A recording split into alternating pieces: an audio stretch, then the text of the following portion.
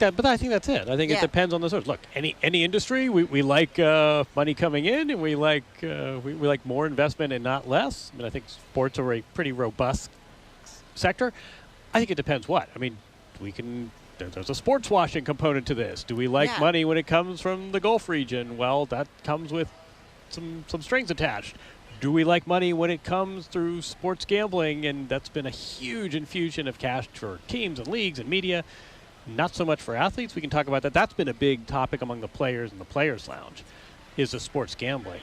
We can talk about that. I think media money, great. If ESPN wants to re-up here, I mean, very few properties are actually going to come up for renewal anytime soon. But look, if the NBA can make $1 billion a season from its media rights deal, that's great, especially when there's a 50-50 split with the players. So, right. Yeah, I think it depends. I think, rule of thumb, commerce good.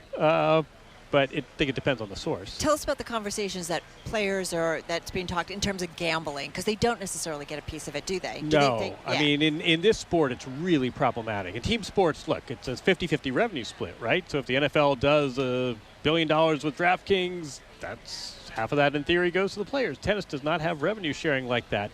They also forbid the athletes from using the product, which is standard for most sports. And what happens in tennis is that a big gambling sport. I mean, tennis is like the third most gambled on sport. There are millions of matches. There's inventory all over the world. I mean, it's crazy. There are two guys playing in a parking lot, and there are three fans. We're not talking about the U.S. Open here. I mean, there are all these low-level events, and there are three fans watching, but there are tens of thousands of dollars being wagered on this match. It is ripe for corruption, but what's really problematic to the players is that they get a lot of abuse from losing gambling. You cow, I just lost $100 because you can't hold your serve. And the players are saying, wait a second, we don't get the revenue. We can't even use the product. That's a little problematic. I mean, you guys are getting all this endorsement money, and the product itself we are forbidden from using. You guys can sell the signage, and you can get the data rights deal, which basically just means selling data to bookies.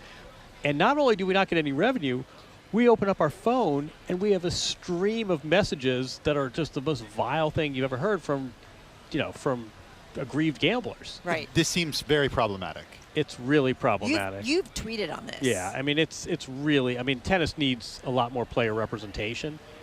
I think it's problematic across the board for any of 100 reasons, but at least football players and basketball players are seeing some of that money. These players get all the downside. They open their phone and they get death threats because they missed a forehand. And the tournaments are the ones that can put the signage on the back wall saying, DraftKings and FanDuel. And it's such a solitary sport, too, so it's not like a team is getting the hatred. It's this individual, exactly. And everything is riding on this one individual. So what's the solution there? I mean, I think it's naive to say, in a perfect world, maybe tennis says, listen, not for us. We're not going to give you our data. I mean, there are ways to turn off the spigot. I don't think that's realistic. A bit more revenue to the players would at least give them some skin in the game. At least they're essentially getting paid for the abuse they're taking.